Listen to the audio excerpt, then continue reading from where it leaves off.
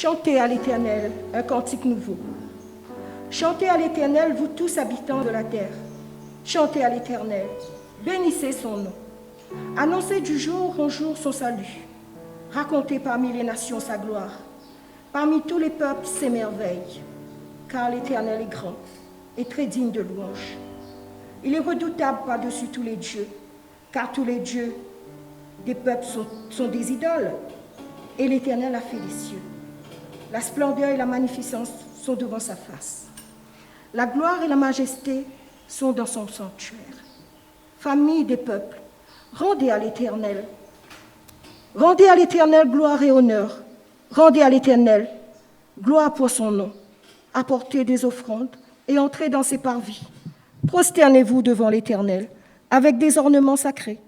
Tremblez devant lui, vous tous habitants de la terre. Dites parmi les nations, l'Éternel règne. Aussi le monde est ferme, il ne chancelle pas. L'Éternel juge les peuples avec droiture. Que les cieux se réjouissent et que la terre soit dans l'allégresse. Que la mer retentisse avec tout ce qu'elle contient. Que la campagne s'égaie avec tout ce qu'elle renferme. Que tous les arbres des forêts poussent des cris de joie devant l'Éternel. Car il vient pour juger la terre.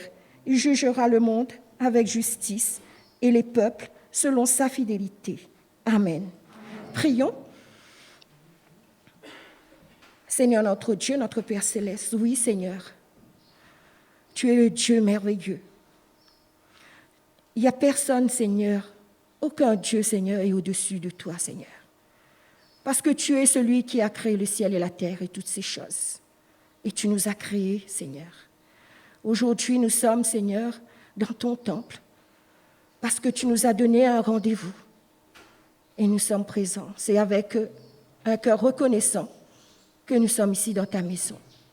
Nous te demandons pardon, Seigneur, parce que nous savons, même si nous voulons faire le bien, c'est toujours le mal que nous faisons.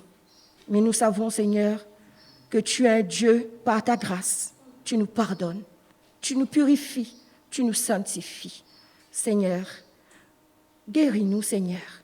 Pose ta main sur nous et permets que ton Saint-Esprit puisse nous rendre, Seigneur, capables à t'écouter ce matin. Enlève tout ce qui n'est pas de toi, Seigneur Jésus, et remplis-nous de ton Saint-Esprit. Et que tous nos sens, Seigneur, puissent être en fonction et que nous puissions être capables, Seigneur, de te représenter là où tu nous as placés et que nous puissions être une bénédiction pour les uns et pour les autres et aussi toutes les personnes qui nous entourent. Seigneur notre Dieu, nous avons une pensée pour les personnes qui sont absentes. Mais là où ils sont, Seigneur, peut-être dans leur maison, derrière un écran, mais je te prie, Seigneur, de les bénir abondamment. Je te prie aussi d'être avec nos enfants qui sont au loin et il y a un regard particulier sur eux. Sur ceux, Seigneur, qui sont découragés. Que tu puisses nous envoyer, Seigneur, le soutenir, les encourager pour qu'eux aussi puissent avoir cette joie de te louer et de te glorifier. Merci, Seigneur, pour tout ce que tu fais pour nous. Et c'est au nom de ton Fils Jésus que nous demandons toutes ces grâces. Amen.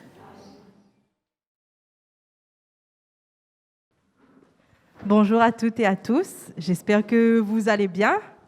Donc j'aimerais avoir une réponse à ça. Comment allez-vous ce matin? Ça va. Donc je vous souhaite aussi la bienvenue. Sentez-vous à l'aise parmi nous et que nous puissions louer notre Dieu comme il se doit.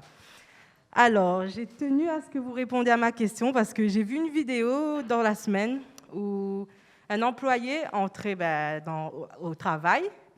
Et tout le monde demandait comment ça va. Tout le monde répond oui, ça va. Et lui, il arrive avec une tête, il est pas bien. Et du coup, il dit lui, non, ça va pas. Et du coup, il est mis à part et questionné par les chefs. Et les chefs le disent, pourquoi tu as répondu non? Tu sais pas que dans la société où on vit, il faut dire oui. Quand on demande si ça va, il faut dire oui parce que les gens n'ont pas le temps. Parce que si tu dis non, les gens n'ont pas le temps de t'écouter, d'entendre tes problèmes. Et je sais que beaucoup d'entre vous ont dit oui ce matin, mais je sais que peut-être pour certains, ça ne va pas si bien que ça. Et peut-être que vous vous inquiétez de plein de choses, de ce que vous allez manger demain, de quoi vous allez vous vêtir, qu'est-ce que vous allez boire, est-ce que vous allez avoir un travail, etc., etc. Mais Dieu nous dit dans sa parole que c'est les païens qui recherchent tout ça et que Dieu sait que nous en avons besoin et que si nous cherchons premièrement son royaume, le royaume de Dieu et sa justice, il va nous le donner par-dessus tout. Donc je vous invite à chanter ce chant. Cherchez d'abord le royaume de Dieu.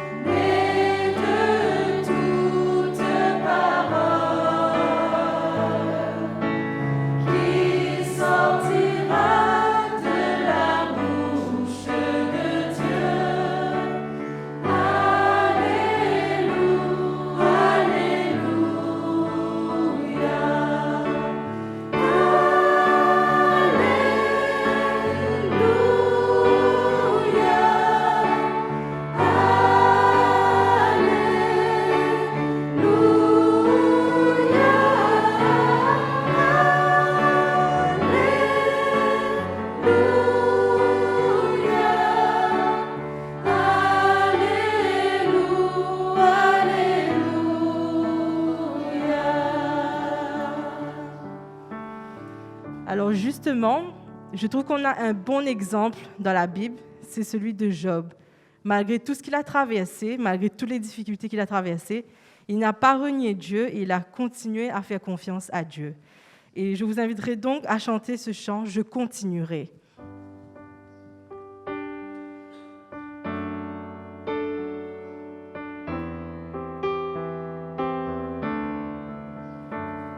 Dans ce désert de lassitude où mes pas m'ont amené,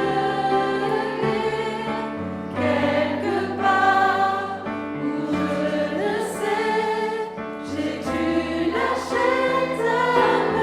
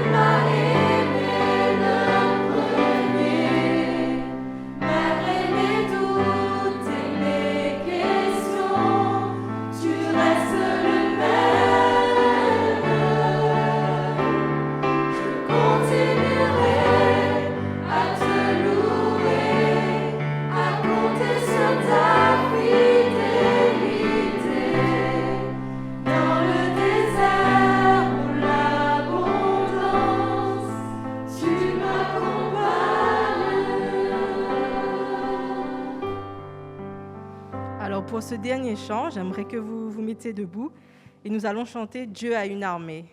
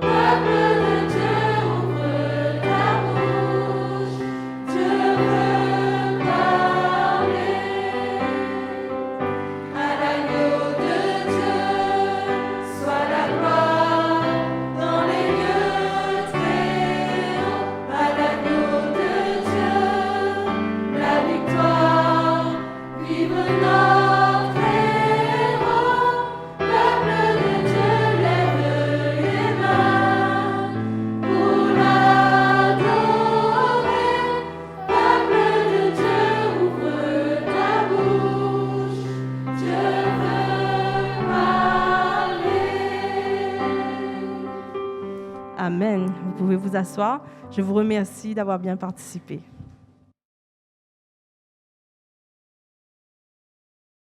Notre Dieu nous a bénis pendant cette semaine par plusieurs moyens. Maintenant, c'est le moment pour l'adorer avec nos dîmes et nos offrandes. Donc, je demanderai les personnes désignées de passer dans les rangs.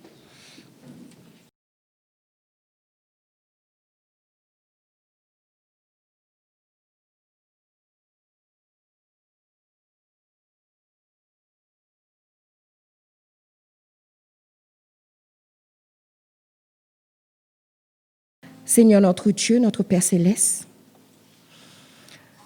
merci. Merci pour ta bonté, pour ta générosité. Pendant cette semaine, tu nous as bénis et tu as fait des grandes choses que souvent nous ne voyons pas. Mais aujourd'hui, Seigneur, nous amenons nos dîmes et nos offrandes. Accepte, Seigneur, ces offrandes et ces dîmes pour ta gloire. Et je te prie, Seigneur Jésus, de bénir les personnes qui vont les utiliser pour ton œuvre ici-bas et que ton nom puisse être glorifié. Et c'est au nom de ton Fils Jésus que je demande toutes ces grâces. Amen.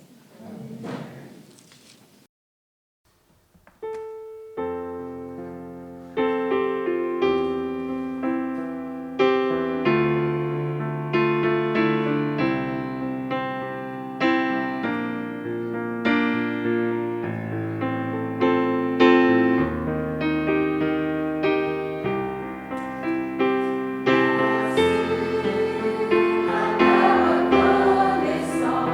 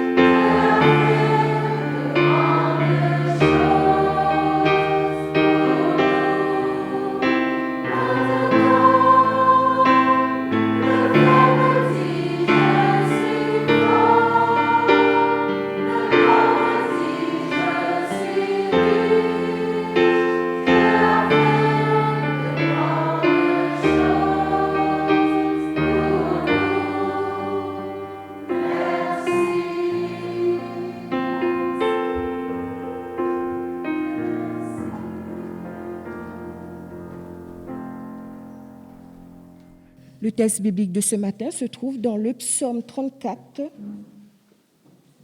versets 14 à 20.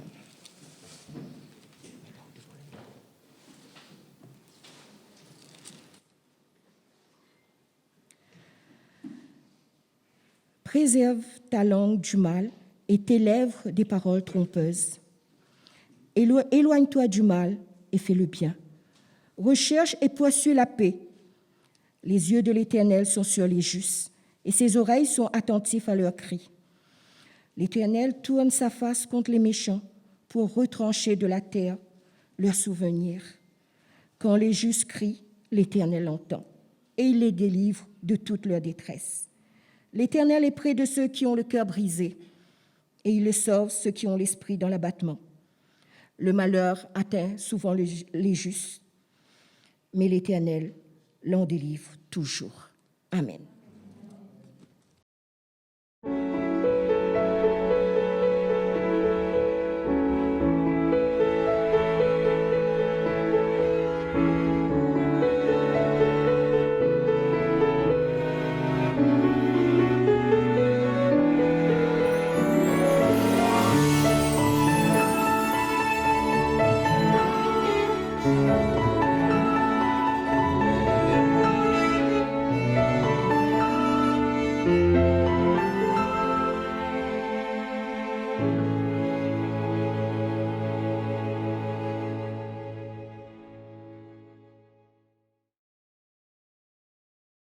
Chers membres de l'Église, bonjour.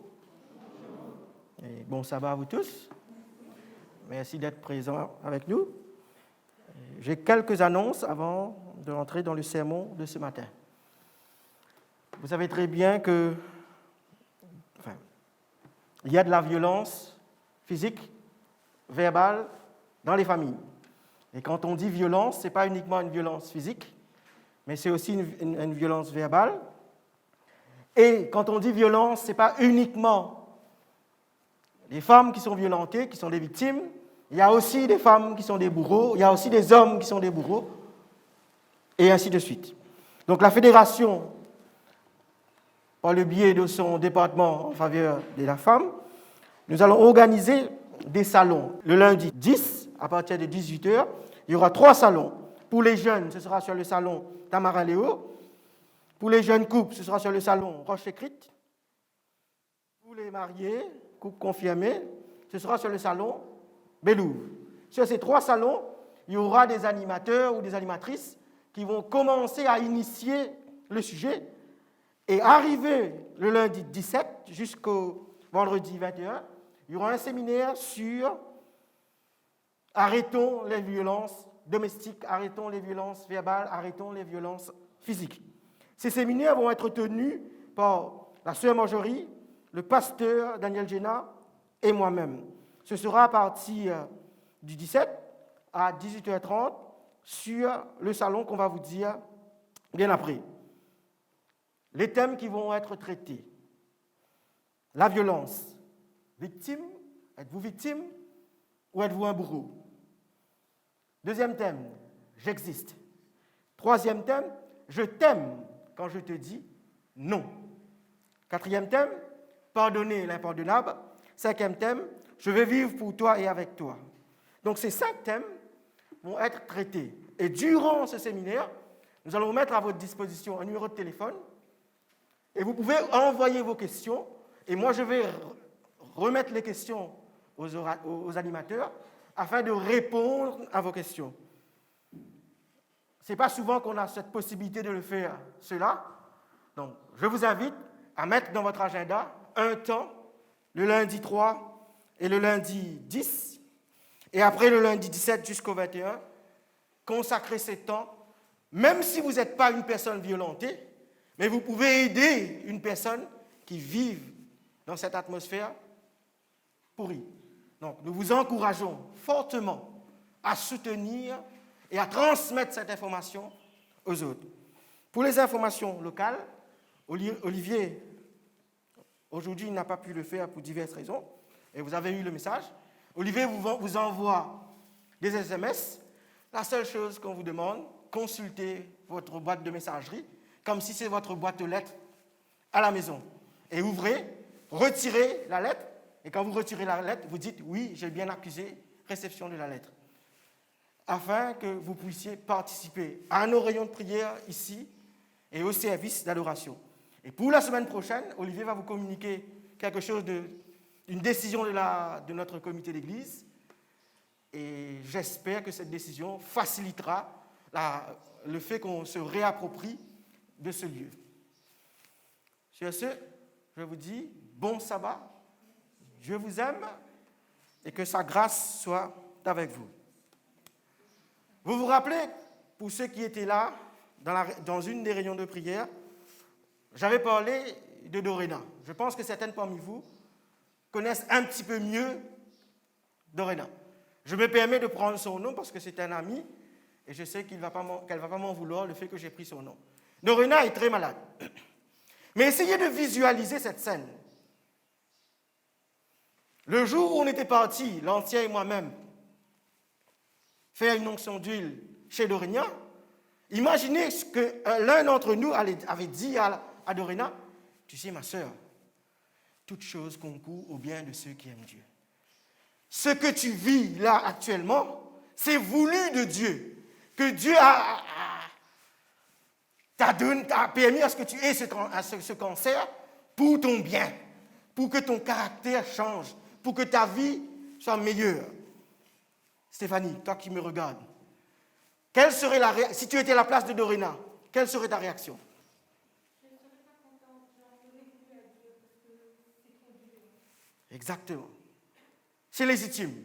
Et souvent, nous utilisons ce texte hors de son contexte pour faire dire à ce texte ce que le texte ne veut pas dire. Et moi, si j'étais à la place de Dorena, je vous aurais dit, taisez-vous. Soit vous prenez mon cancer, soit rentrez chez vous. Parce que trop souvent, nous utilisons ce texte, un texte très connu, qui se trouve dans Romains chapitre 8, le verset 28. Nous savons du reste que, vous pouvez continuer? Toute chose concourt au bien de ceux qui aiment Dieu. C'est un texte tellement profond, qui dépasse notre passé, notre présent et notre avenir, que malheureusement, nous avons pris l'habitude de le prendre en dehors de son contexte. Et même si nous voulons bien faire pour consoler, mais nous faisons plus de mal que de bien. Et ce matin, nous allons essayer, je dis bien, nous allons essayer d'entrer dans ce contexte de ce texte pour tirer ce que ce texte veut nous dire. Inclinons la tête et je vais prier. Père, merci de ce que tu as permis à ce que le département de MIFEM s'inspire de ce programme pour proposer quelque chose à l'Église. Merci de ce que tu nous permets d'être ici ce sabbat pour ouvrir ta parole et pour étudier cette parole. Aide-nous à comprendre et aide-nous à l'appliquer dans nos vies. Au nom de Jésus, je te prie, Père. Amen. Eh bien, comme je vous ai dit, c'est un très, très, très beau texte. Et quelqu'un qui s'appelle Torrey, il va dire ceci. Ce texte, c'est comme un oreiller pour les cœurs fatigués. Et le titre du sermon de ce matin, c'est « Où trouver, où un cœur, je dis bien, où un cœur lourd trouve du repos ». Dans l'original ou dans l'anglais, ce texte comporte 27 mots. Il y a un autre texte dans la Bible qui comporte 30 mots dans l'anglais.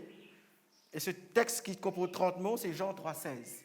Ici, ça comporte 27 mots. Et ces deux versets avec le psaume 23, c'est des versets que nous connaissons par cœur, c'est des versets que nous récitons. Et ce matin, nous allons essayer d'ouvrir ce cadeau et voir ce que Dieu nous propose.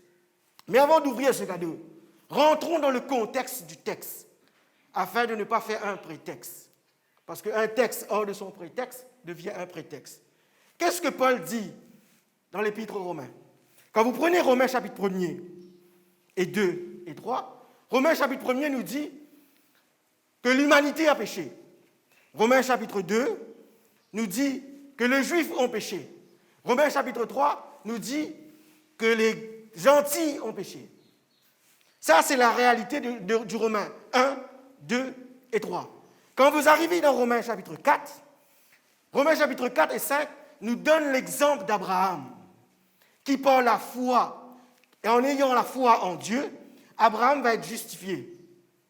Quand vous arrivez dans Romains 6, 7, 8, on nous dit que le salut se trouve uniquement en Jésus. Et c'est là que vous avez ce beau verset qui se trouve dans Romains chapitre 8, le verset 1er, qui nous dit, quoi? Romains 8, verset 1er. Il n'y a aucune condamnation pour ceux qui sont en Christ Jésus. Maintenant donc, il n'y a aucune condamnation pour ceux qui sont en Christ Jésus. Donc, ce verset de Romains 8, chapitre 28, se trouve dans le contexte de l'homme justifié à travers l'évangile que Jésus va donner dans l'épître de Paul aux Romains. Ce verset a une autre portée. Ce verset nous montre certainement toutes choses, ou les choses, commencent avec la grâce de Dieu. Est-ce que vous pouvez afficher Romains 8, verset 28 pour moi, s'il vous plaît? Romains 8, Romains, chapitre 8, le verset 28. Le texte commence avec ces deux mots. Nous savons. Ces mots, nous savons, dans la version anglaise, Paul l'utilise 32 fois dans ses épîtres. Le nous savons, Paul l'utilise 32 fois. Et dans l'épître aux Romains, Paul l'utilise 5 fois. Donc, si ce texte dit « nous savons », cela sous-entend qu'il y a des choses qu'on ne sait pas. Cela veut dire qu'il y a des choses qu'on ne maîtrise pas. Cela veut dire que dans la vie, souvent nous nous trouvons dans cette vallée. Je sais, mais il y a des choses que je ne sais pas. Nous sommes dans une situation où, trop souvent, nous n'arrivons pas à prendre des positions. Mais lorsque vous lisez, je dis bien, lorsque vous lisez le verset 26, le verset 26 nous dit que nous ne savons pas quoi dire dans nos prières. Le verset 26 nous dit que nous devons rechercher l'aide du Saint-Esprit pour savoir quoi dire dans nos prières. Donc, ce qui sous-entend, ce que vous et moi, il y a des choses que nous ne savons pas. Josaphat, lorsqu'il fut attaqué, il dit qu'il ne sait pas. Habakkuk, la semaine dernière, nous avons vu Habakkuk. Habakkuk réfléchissait. Seigneur, pourquoi tu permets à ce que les méchants prospèrent? Il ne savait pas. Et je peux vous dire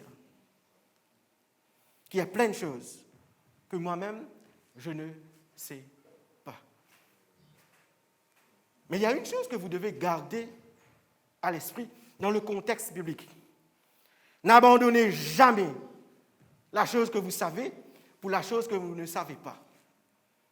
N'abandonnez jamais la chose que vous savez pour la chose que vous ne savez pas. Qu'est-ce que je veux dire par là? Il y a beaucoup de gens qui ont marché avec Dieu, mais un temps dans leur parcours, ils ont abandonné Dieu. Ils ont abandonné l'assemblée. Ils ont abandonné leur foi.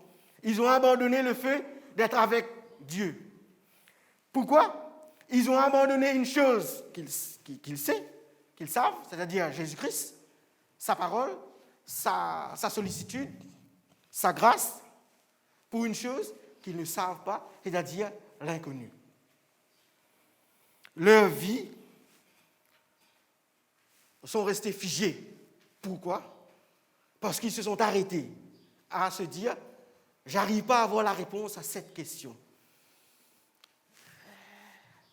Je peux vous dire plein de choses. Et une des choses qui me vient à l'esprit, on avait un ami, mes deux frères et moi, on l'appelait Monsieur Question. Et cet ami, Annecy, tu sais ce qu'il faisait? Il prenait un manière plaisir à nous taquiner. Alors, pasteur, non, je n'étais pas encore pasteur. Alors, mon frère, Adam, avait-il un nombril?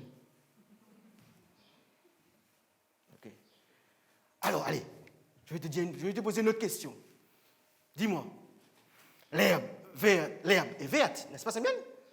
Mais pourquoi la vache qui mange l'herbe verte donne le lait blanc? il passait sa vie à poser des questions comme ça. On essayait de lui faire raisonner, pas possible. Il venait à l'église, il était là, mais après, il est parti.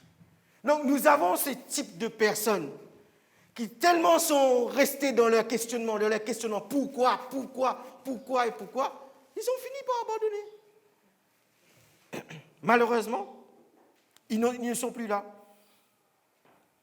Mais gardez maintenant cette chose dans l'esprit.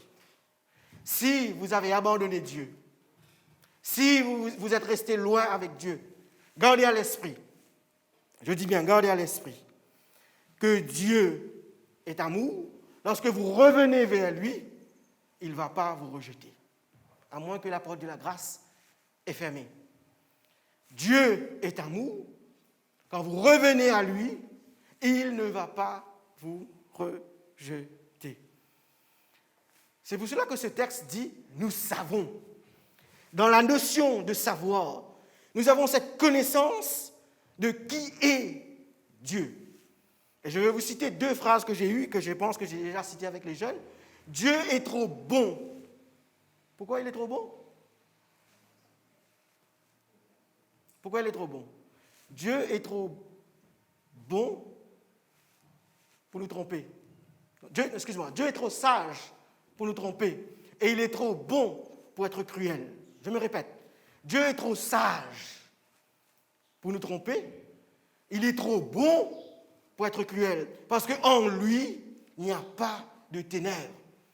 En lui, il n'y a pas de méchanceté. Dieu n'organise pas les choses pour que vous et moi, nous soyons dans les problèmes. Donc ce verset que nous voyons dans Romains chapitre 8, le verset 28, nous savons du reste, frères, que toute chose concourt au bien de ceux qui aiment Dieu. J'aime bien une autre version qui dit, nous savons du reste, frères, que dans toutes les situations, Dieu œuvre pour le bien de ses enfants. Quand nous disons toutes choses, il faut bien garder à l'esprit. Dieu n'intervient pas dans les petites choses qui nous arrivent. Dieu n'est pas l'auteur du mal. Le mal qui s'est produit dans ta famille, le mal qui s'est produit dans ta vie, Dieu n'en est pas l'auteur.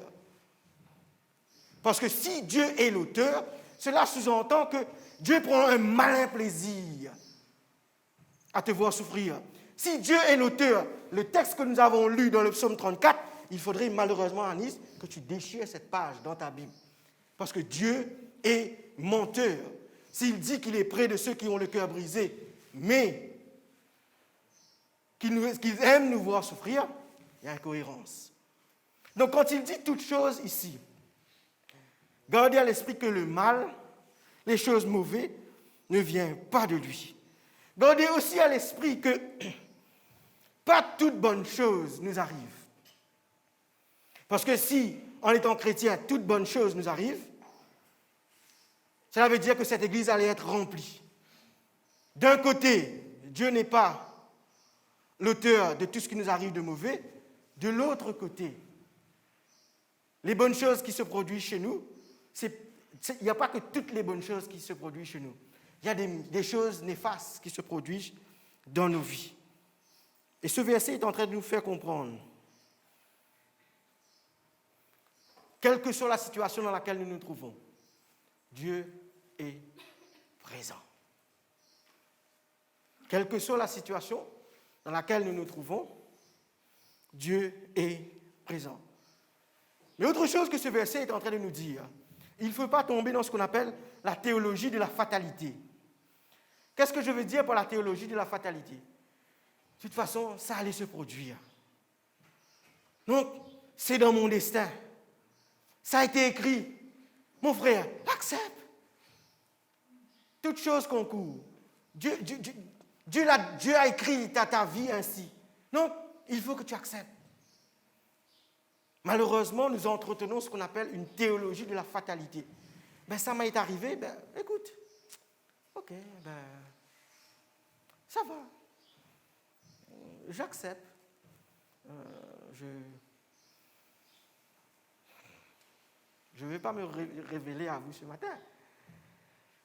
Mais pour me faire comprendre, c'est comme si on était en train de dire à une personne, écoute, tu souffres, tu es violenté, ton conjoint ou ta conjointe est méchant avec toi, ou méchante avec toi. Écoute, tu n'as pas tiré le bon numéro, mais accepte. Peut-être ça va changer après. Il faut que tu acceptes. Accepte. Toute chose concourt au bien de ceux qui aiment Dieu. Non, Dieu est là. Dieu a arrangé les choses ainsi. Il faut que tu acceptes. C'est ce qu'on appelle la théologie de la fatalité. Il faudrait que vous et moi, nous ne tombions pas dans ce qu'on appelle la fatalité.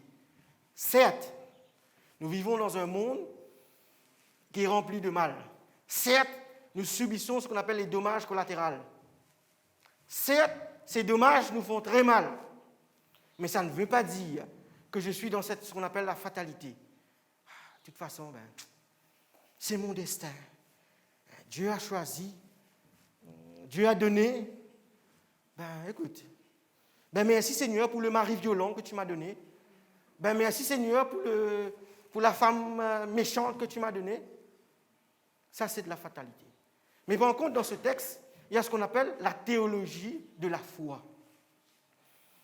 Où se trouve la foi? Je vais vous dire ce matin où se trouve la foi. Est-ce qu'il y a parmi vous ceux et celles qui aiment bien manger des gâteaux patates?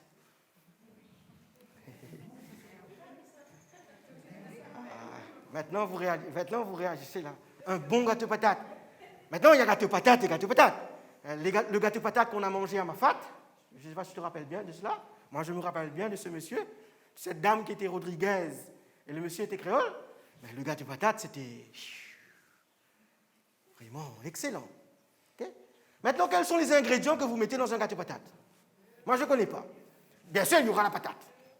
Sinon, ce n'est pas une gâteau patate. Quels sont les ingrédients?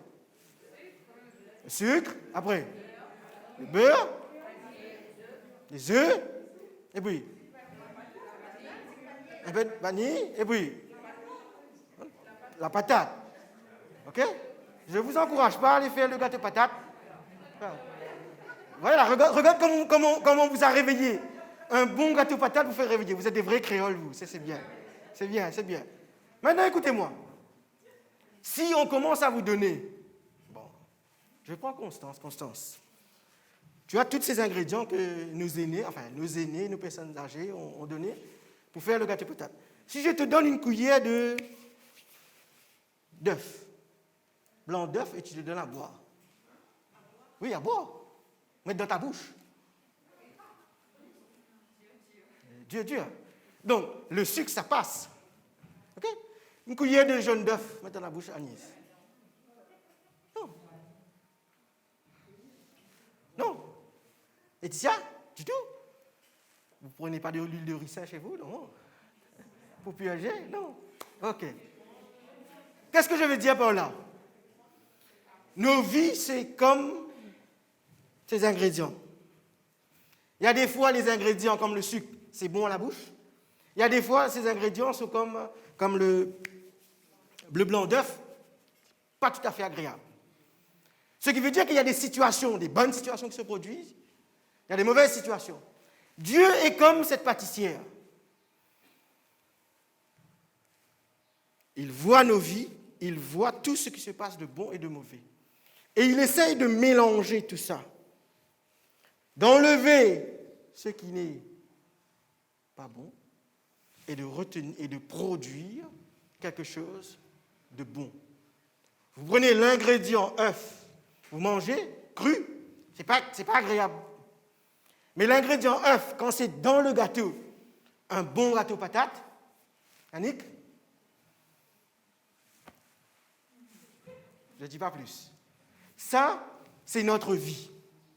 C'est pour cela que ce texte nous dit que dans toutes les situations, Dieu œuvre pour le bien de ceux qu'il aime. Ça veut dire que dans ta vie et dans ma vie, il y aura des choses qui vont arriver par choix, bon choix ou mauvais choix. Il y aura des choses qui vont arriver parce que c'est la vie, parce que je suis victime dans ce monde où je vis. Mais Dieu, il a le pouvoir d'intervenir. Dieu peut arrêter la tempête dans ta vie. Boum. Mais Dieu peut aussi t'accompagner dans cette tempête. C'est pour cela que ce texte est profond. Dans toutes les situations, Dieu œuvre pour le bien de ceux qu'il aime. Ça veut dire que Dieu va tirer de cette malédiction. Dieu va tirer quelque chose de bon. Pourquoi je peux m'affirmer cela? Je l'ai dit dans la réunion prière mercredi.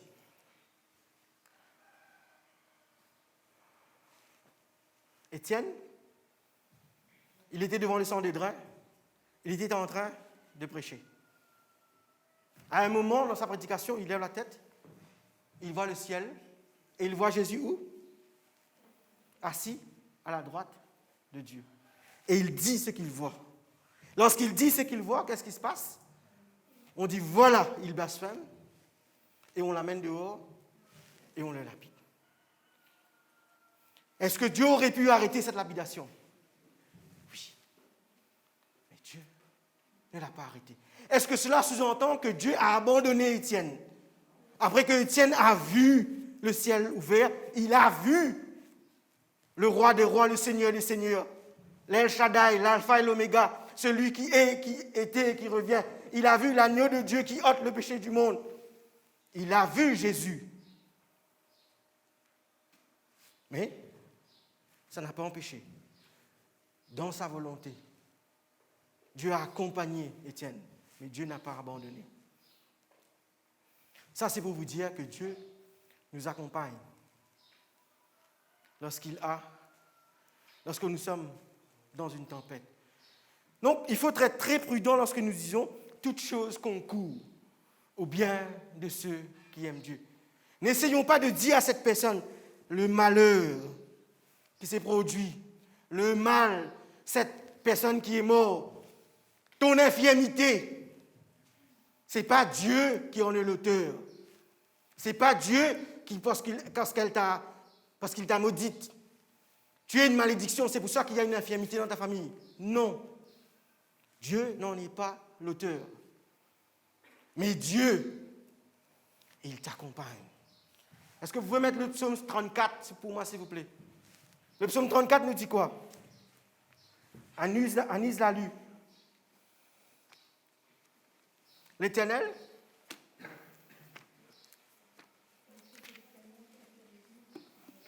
le texte nous dit, les yeux de l'Éternel sont sur les justes. OK? Et ses oreilles sont attentives à leurs cris. On a l'impression que le psalmiste est en train... Non, je ne dirais pas le psalmiste. On a l'impression que Paul s'était inspiré de ce verset pour dire la sollicitude, pour dire la présence de Dieu. Dans nos situations difficiles, ses yeux ne nous quittent pas. Ses oreilles ne sont pas sourdes à nos cris. Qu'est-ce qu'il dit? Quand les justes crient, l'Éternel entend. Et il les délivre de toute leur détresse. L'Éternel est près de ceux qui ont le cœur brisé. Dieu est à côté de toi. Quand ton cœur souffre, quand ton cœur a mal, tu n'es pas seul. Je vais vous raconter une expérience qui m'est arrivée. On était dans une convention de prière. Et dans cette convention de prière, on avait des ateliers. Et il y avait un moment où ceux qui étaient présents devaient venir pour s'entretenir avec un pasteur, pour qu'un pasteur prie. Et là, il y a une sœur qui vient, là où j'étais à ma table, et on commence à parler. Et la sœur me dit, tu sais, pasteur, je ne comprends pas. Ok, je l'écoute. Je suis quelqu'un qui parle de la santé. Je suis quelqu'un qui fait attention aux principes de santé. Je n'arrive pas à comprendre comment mon enfant est diabétique type 1. Et je voyais la détresse de cette maman devant moi. Et je n'étais pas diabétique à l'époque, je recevais qu'une information. Je ne savais pas comment réagir. Et peut-être même ce jour-là, j'ai mal agi. Mais je sais que je n'ai pas cité ce texte, toute chose concourt au bien de ceux qui aiment Dieu. Mais aujourd'hui, en étant diabétique, je comprends mieux cette maman. Et je peux vous dire que ce garçon, il a grandi. Je ne sais pas s'il a déjà pris son baptême, mais ce garçon, il a grandi. Et là, vous comprenez mieux ce texte. L'Éternel est près de ceux qui ont le cœur brisé. Si une situation dans ta vie t'a brisé, l'Éternel n'est pas loin. Il est près de toi. Et il sauve ceux qui ont l'esprit dans l'abattement. Les situations de la vie nous mettent à terre. Les situations de la vie, des fois, ça nous dépasse. On ne comprend rien. Ça nous fait mal. On cherche des réponses, on n'a pas de réponses. Et on a des gens qui viennent te dire, écoutez, non, de toute façon, toute chose concourt au bien de ceux qui aiment Dieu. Et ça te travaille l'esprit. Mais Dieu te dit, et Dieu me dit, je suis à côté de toi. Ton esprit est abattu, je ne suis pas loin. Je suis là. Et regardez le verset 20. Le malheur, quoi? Atteint souvent le juste. Le malheur atteint souvent le juste. Vous et moi, nous ne sommes pas exemptés des soucis. Vous et moi, nous ne sommes pas exemptés des situations difficiles. Je ne vais pas oser vous dire ceci. De toute façon, toi, tu peux tenir, toi. Toi, tu es forte, toi. C'est pour ça que ta dose est un petit peu plus forte. Non. Je ne vais pas vous dire ça. Je vais m'aventurer à vous dire ça. Mais je sais juste que le malheur atteint tout le monde. Mais le texte, qu'est-ce qu'il dit après, Anne-Cécile? Il l'en délivre toujours. Être délivré, ça veut dire être sorti totalement de la situation. Être délivré, ça veut dire vivre dans sa présence. Parce que nous savons très bien que Jérémie, Pierre, Paul, ils ont vécu jusqu'à la mort. Ils ont souffert jusqu'à la mort. Mais ils avaient la certitude. Job va dire, je sais que mon Rédempteur est vivant. Il va dire, dans l'Épître des Hébreux, Paul va dire, si Dieu est pour nous, qui sera contre nous? Pourquoi? Parce qu'ils savent. Je pensais que j'aurais un festin parmi nous ce matin, un festin métallurgique. Non, Idriss ne fonctionne pas dans la métallurgie. Mais j'ai eu la réponse, donc je vais vous donner la réponse. Une barre de métal, simple, barre de métal, n'importe quelle barre de métal que vous voyez ici, ça coûte environ 22 €. 2 mètres, ça coûte 22 €. Si on prenait ce barre de métal et on commence à fabriquer des instruments pour la chirurgie, pour le chirurgien, combien ces instruments vont coûter? Plus cher que ce 22 €. Pour ceux qui aiment bien mettre les montres Festina ou ainsi de suite, si on prend ce métal et on commence à travailler les petits mécaniques pour mettre dans la montre Festina, je ne connais que la marque Festina, il y a quelle autre marque encore? Ce n'est pas une question piège, je vous dis. Non. Je connais Festina, mais il y a d'autres marques qui ne viennent pas. Ou Gianni, le monte à gousset là, quelle marque il y a ça?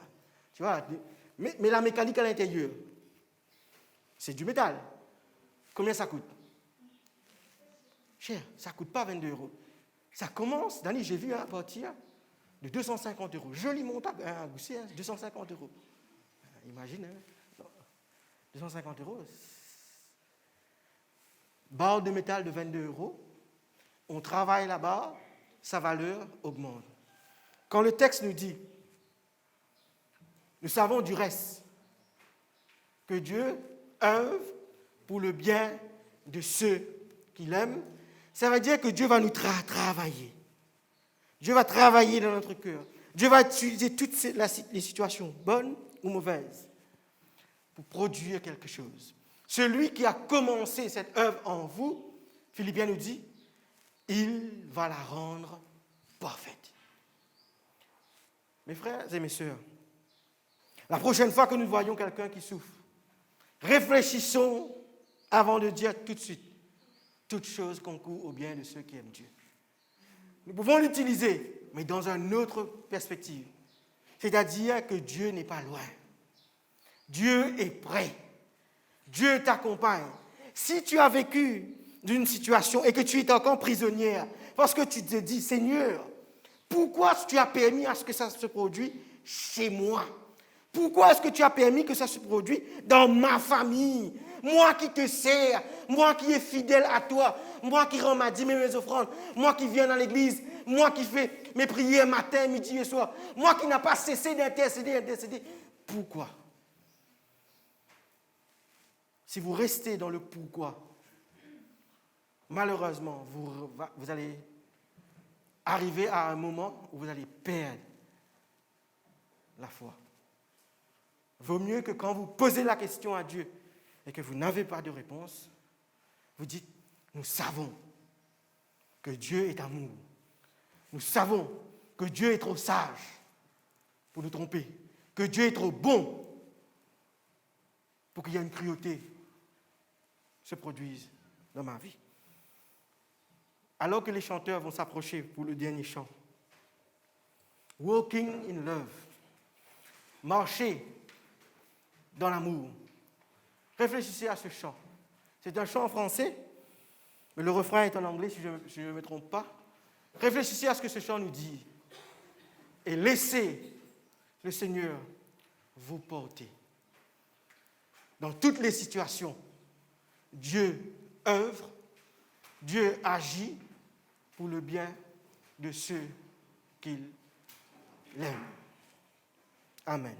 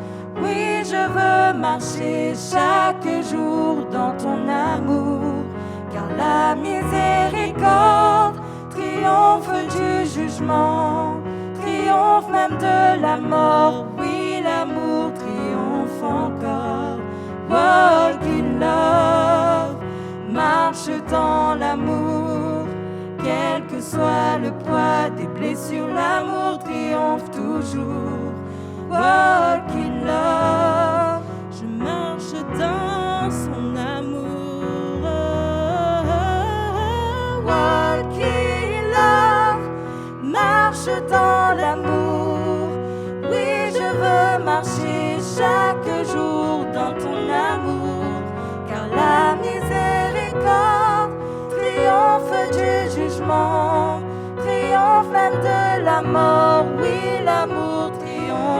encore. Walk in love, marche dans l'amour. Quel que soit le poids des blessures, l'amour triomphe toujours. Walk in love, je marche dans son amour.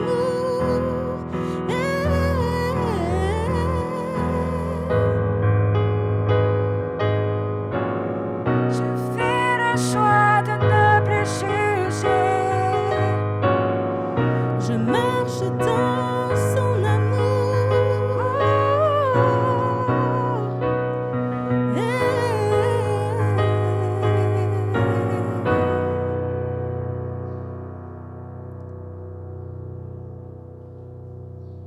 Alors que ce texte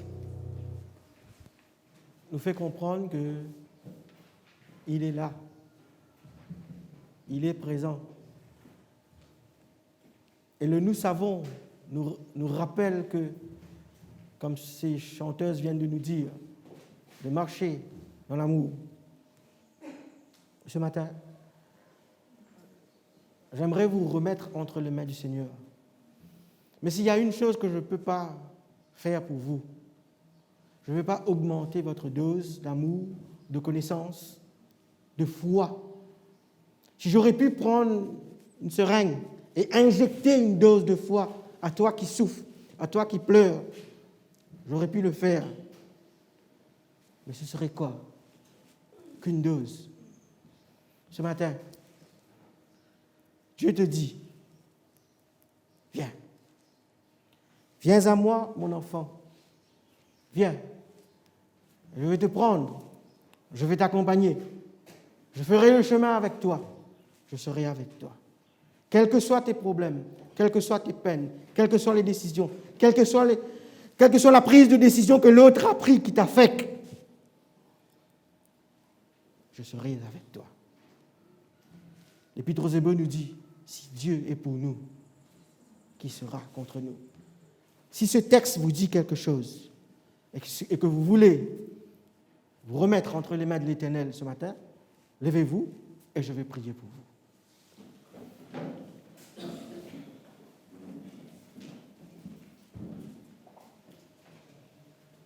Prions le Seigneur.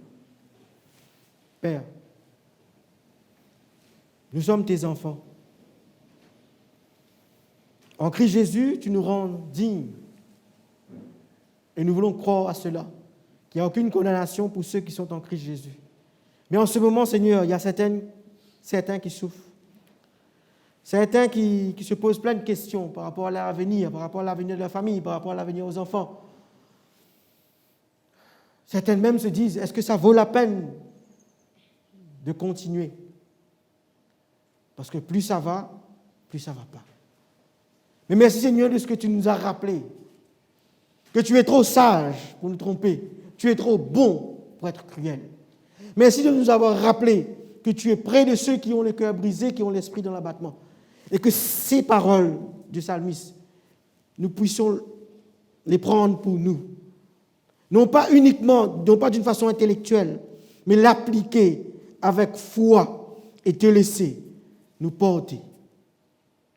Quand tu nous dis, l'ange de l'Éternel campe autour de ceux qui les craignent et les arrache du danger. Tu nous dis, quand je marche dans la vallée de l'ombre de la mort, je ne crains aucun mal, car tu es avec moi. Et tu nous as dit aussi, si quelqu'un entend ma voix, ouvre la porte, j'entrerai chez lui, je souperai avec lui et lui avec moi. Aide-nous à entrer dans cette démarche avec toi et te laisser nous porter. Au nom de Jésus, je te prie, Père. Amen.